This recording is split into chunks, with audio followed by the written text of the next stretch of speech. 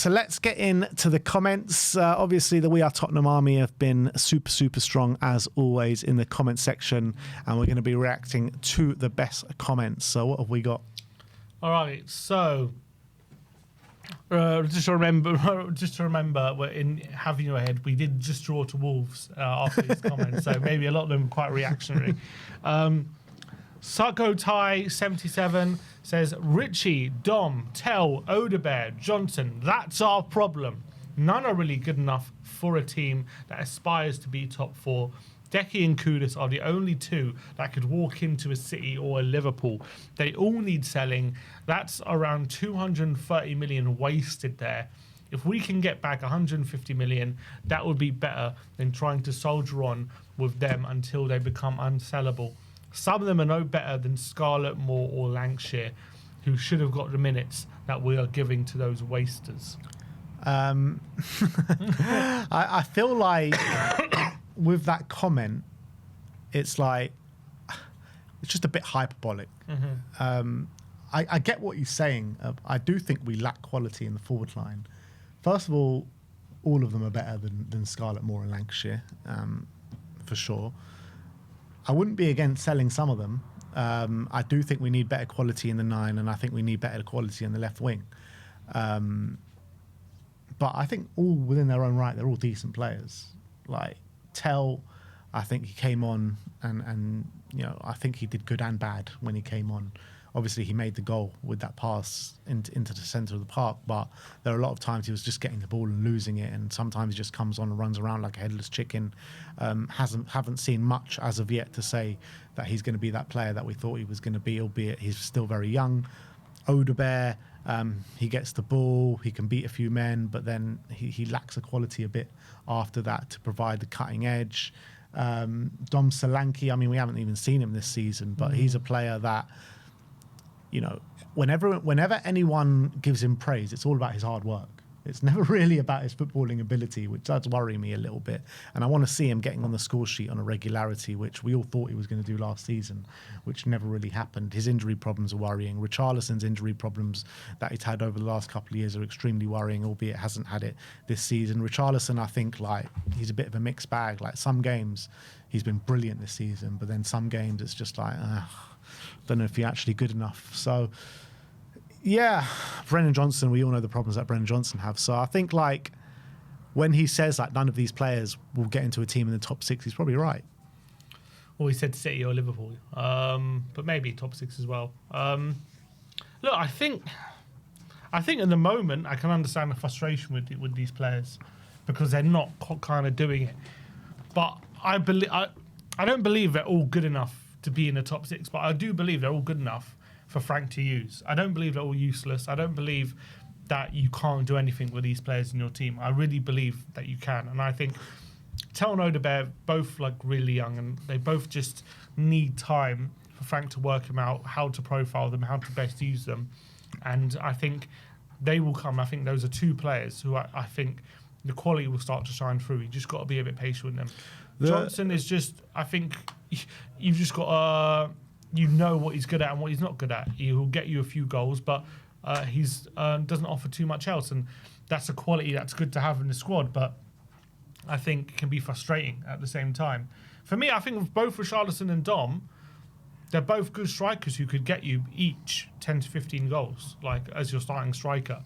But I think the problem, what we've had with both those players is they've never been fit at the same time.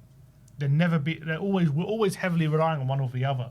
If you had them both rotating, I think you would see both of them play better, in my opinion. Yeah, well, what some people say, availability is the best quality, and unfortunately, both of them have had massive injury problems since joining the club, and it's just been the most frustrating thing. But I feel like even with both of them fit, I still think we're missing a bit in the number 9. Kolo Muani hasn't come in yet, so we haven't seen him. Hopefully he can provide that quality that we desperately need, but it's hard to make a judgment call when you haven't seen him. So from what I've seen so far this season, I think we're crying out for a top 9 and a top left winger, in my opinion. Yeah, I think definitely left wing there's a massive gap. I'm just not too worried about the 9 at the moment. Like I wouldn't go signing another 9 in January. I don't think that's a smart thing to do. Like I think we're fine with the 3 we have. Like Yeah, we now. need to see what happens with Kolo Muani for sure. And no, I think Rishi and Dom as well. Like I think they're all fine. I think they've all got three good strikers in my opinion. HD Racing Company says, why is everyone so reactionary? The target for this season should be to break back into the top 4 and maybe win a League Cup or FA Cup. In order to succeed, you have to set small objectives to achieve large goals. And I know a draw may be frustrating, but at least we got something from it. Had we taken our chances in the first half, we would have won, and their goal should have never got in. Incredibly scrappy. Sorry for the long comment. I don't need to apologise, mate. But yeah, I think a lot of people obviously unhappy with how things played out. But at the end of the day, look, it's a frustrating draw, but still very early on in Frank's tenure. You know, you've got to work these things out. Yeah, I think so, and I think a lot of people's gripes is as well as just like how boring it's been to watch and maybe how unpleasing on the eye the football's been so far. Yeah.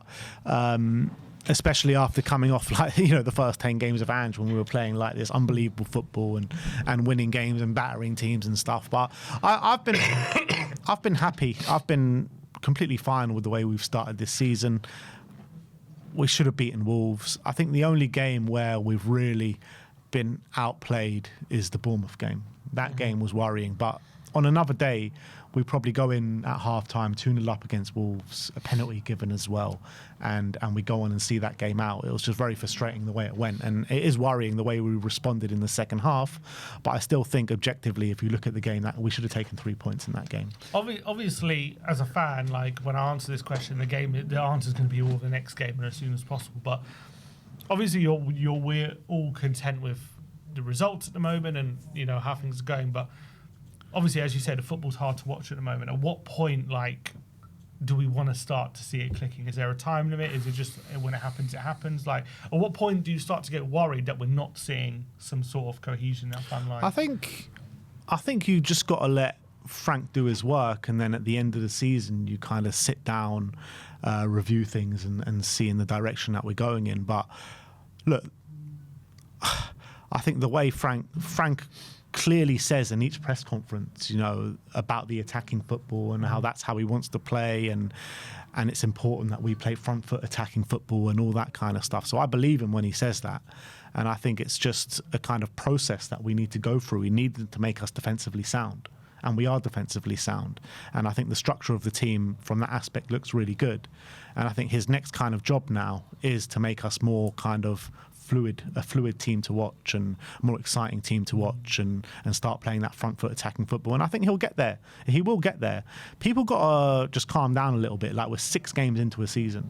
No, that's fine. I'm just saying, and you're right. Like, Frank's been saying that himself. He said it after the game. He said the foundations are there. We're not conceding too many chances, but now it's about adding layers to the attack, and that's obviously a process. And I agree. I'm not saying I expect Bodo to be this free-flowing attacking football. And if I'm not seeing it, I'm not happy. I'm just saying, what about come November, it's still not there. What about December, we're still not seeing it. What about January? Is there a point where you'll say, if we're not really seeing it by this point, that's a bit of a concern? But the thing is, right, in the last couple of games, we have been seeing progress in that aspect. In the Brighton game, I thought it was a lot better than what we saw prior to that. And in the first half against Wolves as well, I think it was better, come on a little bit as well. Obviously, the second half against Wolves was a step back, but I feel like you're already seeing it in motion and it getting better.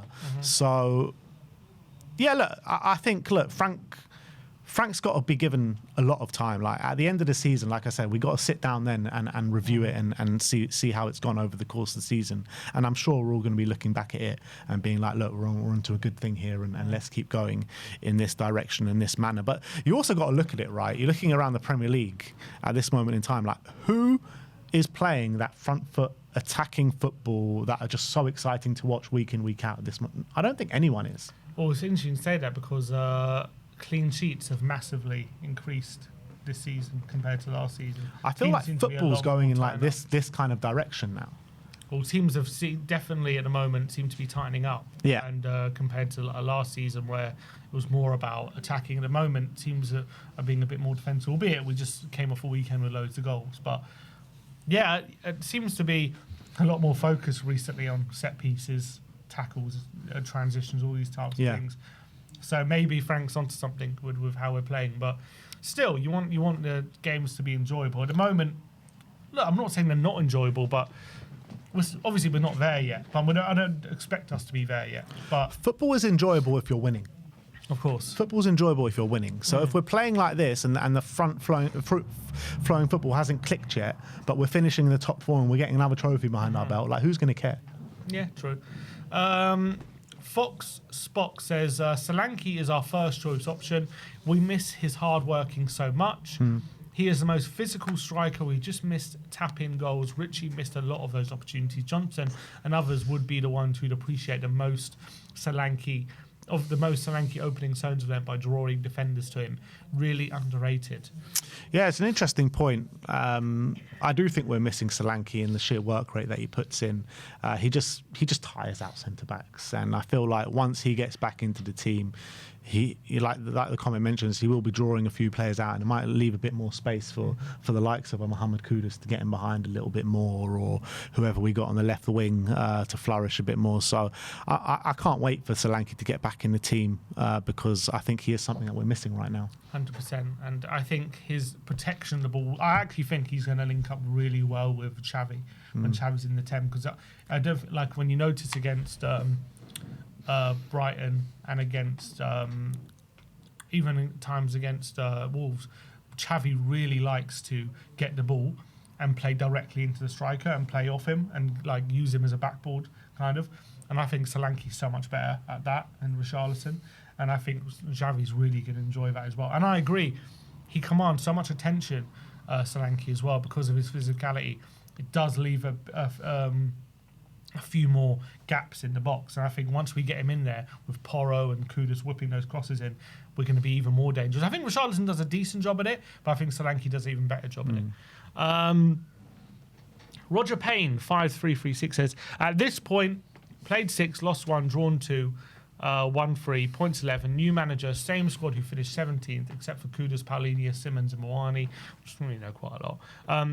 While we still have long-term injuries, considering half of the original squad are bang average and Vicario ballsing up on the regs, it seems losing to Wolves in stoppage, I'll take a point and we move. Come on, you Spurs. Do you agree with that, considering half the original squad are bang average? What, half our squad now are bang average? Is that what you're saying? I guess that's what he's saying. So he said same squad to finish 17th, and considering half the squad are bang average, we're doing well. Nah, I think I think we got a decent squad here, and I think like with the squad that we have, I think we can finish top 5. And if you want to call top 5 like bang average, like I think 17th was a massive kind of undervaluation of what this squad actually is. It really was, and you know, plenty of problems went into last season. I don't want to go back into everything on last season. Don't want to get into a fight with Sim on my first day back. But I think that, you know, we've got a good squad here. We've got a good squad. It's nowhere near the finished article and the finished product in terms of a squad. We need to add more to it, 100%. But I'm looking at, you know, Chelsea's squad right now and what Chelsea are going through. I feel like they're weaker, actually, from what they were last season, which is mad to think about the money that they spent. I think we can finish above Chelsea this season. I genuinely believe that. They seem to be struggling as well with the demands of the Club World Cup. It's putting a lot of their squad. I've seen PSG as well. Like they got to the final and they're like loads of injuries. Yeah. I think a lot of them are really struggling. So I agree. I mean, you know, Newcastle, we would have said big threats, and they're looking okay, but they're currently 15th in the league. It'll be a tough start. Like that top 4, top 5. Is up for grabs. Yeah. Absolutely up for grabs. And there's no reason why we can't be the one to take advantage. And I don't agree our half a squad bang average, all these things. But I agree he's doing well. I wouldn't say he's doing well considering our squad is bang average. I just think, look, he's learning from the squad. And even while he's doing all these things, he's still also keeping results. So I think he's learning with the squad, he's adjusting, he's learning what works and doesn't work, and all while he's keeping us competitive in the league table. So Yeah, and that's impressive. also, you know, you're talking about our squad being bang average. When have we ever had options like this off the bench? Like suddenly you're looking at our bench and we've actually got players that can come on and make an impact. Like, and it's not just one or two players as well. It's like literally a whole bench. And you know, you got Deki to come back. You got Solanke and Moani to come back. Yeah. Like there's a lot of players there that are really going to add something to the team. Yeah. White Cloud says, "What the bollocks? Vicario didn't panic. He's just so weak in his 6-yard box. That header was easily gathered without pushing it away. He really reminds me of Aurelio Gomez. Good, but a pain when he can do better. Give Kinski a go." You know what? He does have a bit of an air of the Gomez's. Is that, at but when times. people say that, do you think that's a criticism? Well, it can be taken as both because like he can be fantastic and unbelievable at times, and his shot stopping ability is phenomenal. But then again, at times he can flap at things, just kick the ball out under pressure, under no pressure, and it just gets very frustrating at times. I agree. I don't think he's ever done a mistake as bad as what Gomez used to do. No. Like even though the mistakes recently have been pretty bad, like Gomez used to literally like it'll be a simple shot going straight towards him, and he would literally like grab it in and like fumble behind him or something. Like he has done some really awful mistakes. Gomez, like really embarrassing ones. Whereas Vicario's like his mistakes are like, oh well, a top keeper probably would have saved it. He should be doing better, but it's not like a howler. But those are like how many when you're looking at Vicario, like I think he saves us a lot more than he costs us. Yeah, for sure. A lot more. So I still think he's a very good goalkeeper, Vicario. He's just very frustrating at times. There's just like literally, if I watch the first half against Wolves and watch the second half, it's like felt like two different goalkeepers in goal. Sometimes he can give you an air of panic in the defence as well. I think he causes panic occasionally. Because I feel like he's a brave goalkeeper, but he doesn't have an air of calmness. Like you see some keepers when they're on the ball, you know, they're calm, they know what they're doing. Whereas Vicario feels like, because he's so active all the time and he's got so much energy, like, you know, he's got that passion, energy, he pumps himself up. Sometimes he just needs to calm himself down, and he doesn't do that enough. Yeah. The known guy 2221 says, "I think we need to throw 50 million at LAFC. They've got one of the best finishers in the world in some dude called Son Heung-min. He looks like a very good player. Mate. 8 goals in 8 games, is it? On 7 games for Sonny? Wouldn't mind him on that left-hand side. Watching him balling out, I know it's just the MLS, but like he is literally It's so just, easy for him. yeah, he is. Like he's tearing that league apart. He's way too good to be in that league. And we said it when he signed there. It's just like Son should not be playing in the MLS right now. It's clear.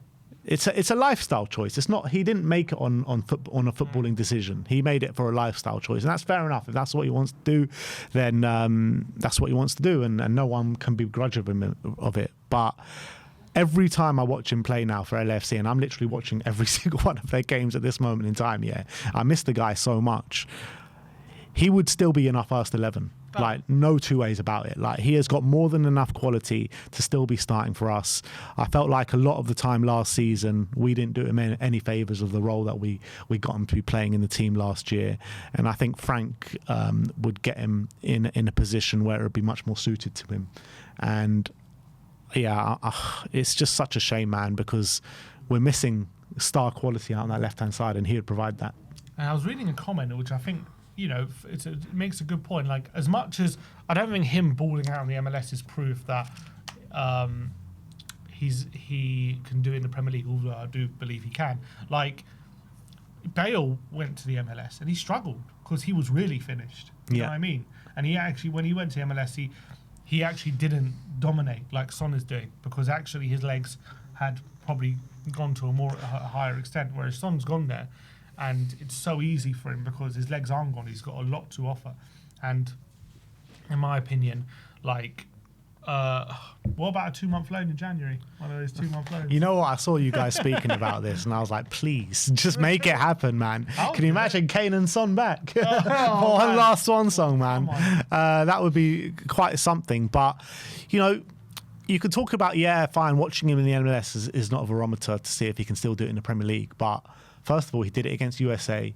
He did it against Mexico. He's probably going to do it against Brazil next month in the international break as well. This guy still has so much quality.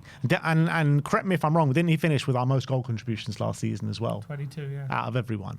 So, I mean, all these people that just quickly pushed a button on saying this guy's finished, this guy's washed. Just because he's passed his best doesn't mean he's washed and he's finished. He's still got his best was so high. That just means he's still got so much more to give. You know what I mean? Like, I love Sonny, I miss Sonny, and I still think he could still be balling out for us right now. There are some players that have made the trip. Like, I remember Defoe went to Toronto for a bit, then came back to the Premier League. Yeah. Any chance? There's been plenty of players that have done it. Maybe Son could be one of them. Who knows? He seems to be very happy to be honest. But maybe. Yeah. But there's only like 4 games left of the MLS season, and then there's the playoffs, which take about a month. So it's about a month and a half. So it's all going to be said and done by January. Give us a month loan, 2 month. Robbie Keane used to do them, didn't he? Not to Spurs, but he used to do those 2 month loans. I think he went to Villa or something. Villa, Henry did it for Arsenal. Did a 2 month. He went back to Arsenal. Landon yeah. Donovan did it a couple of times with Everton. Yeah. 2 month loan. I mean, if we're still having the same problems on the left hand side come Jan, it could be worth a couple months. Why not? If he wants to come back, I'll welcome him with open arms. It's usually Jan to March, I think, isn't it? That's the loan period that they usually do. Those little 2 or 3 month loans. Yeah. But yeah, bring him home, man. Bring Sonny home. Why not? I would love to see it. But he did say he wants to come back and say bye in front of the Tottenham Hotspur Stadium. So we'll see him back in some sort of capacity. I don't think we're going to be seeing him play for Spurs, say unfortunately. Bye for a couple of months. A nice goodbye tour. Farhand Zahid has said, some takeaways I have from the game. So let's go through his takeaways. He says, I would go as far as to say, I'd never start Paulinho and Bentancur together. It completely kills the midfield balance. Playing 2 pivots like that only works if you have a front line that can create for themselves, i.e. Son and Kane. The only reason I disagree with this is because I do think in certain games, like it did against City away, it was the perfect midfield to play in that game. So I do think they're like, when we play PSG, I do want to see those 2 because I think it's the perfect midfield to have in that kind of fixture. When we go to the Emirates, I probably want to see those 2. When we go to Anfield, I want to see those 2 because you know that they're not going to lose that midfield battle without a real fight. And another day could win it. So I don't necessarily agree with that, but I agree in these games doesn't make too much sense when we're playing Wolves at home. Yeah. When we go to Leeds on Saturday, like I don't understand the need for it. Yeah, I would say away from home, but it probably works a bit better than at home. Yeah, I mean, look, I said it at the beginning of the stream. At home, when you're playing teams that you're looking to dominate and you're the clear favourites to win the game, there is no need to play these 2 players in the middle of the park. It just doesn't do anything for us. You've got to get more ball players or better runners in the middle of the park. Like Pape, I can get behind. But even with Pape, I'd prefer to see a Bergvall and a Javi in the middle alongside one of a Paulinho, even a Sarr, like just one of them. One of those defensive midfielders alongside a Bergvall, a Javi. That's what we need to see. Even as well, especially playing Bentancur, Paulinho and Bergvall in the 10 rather than Xavi there. Like, even again, I'm not saying Bergvall isn't good. I'm just saying he's not like the most attacking number 10 that you can have, like Simmons, who's really creative and is going to really look forward. Whereas Bergvall, I'm not saying he's not attacking, but he's not the same level as someone like Simmons. So even losing a bit more there again. So if you're going to play that pivot, you've got at least you play that pivot to say, okay, that means we can play Xavi there because he's more protected. Like, that makes a lot more sense to me. Like, playing those 2 then, Bergvall and Simmons on the left, I don't understand that dynamic at all. Yeah. Number 2, he says, I would never start Xavi on the left wing in a 4-3-3 again.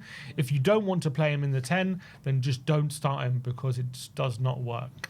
Yeah, I mean, the reality is we need, like I keep saying, a top-level left winger. We don't have that.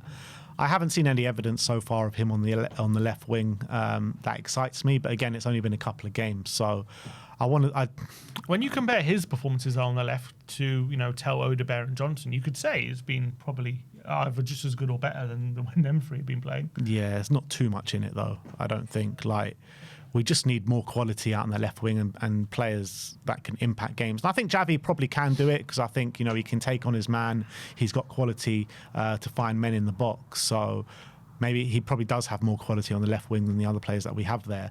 But I just prefer to see him in the 10 because I think that's what gets the best out of him. I wouldn't mind it if we had like a Decky or a Maddison in the 10 to replace, like to be with him.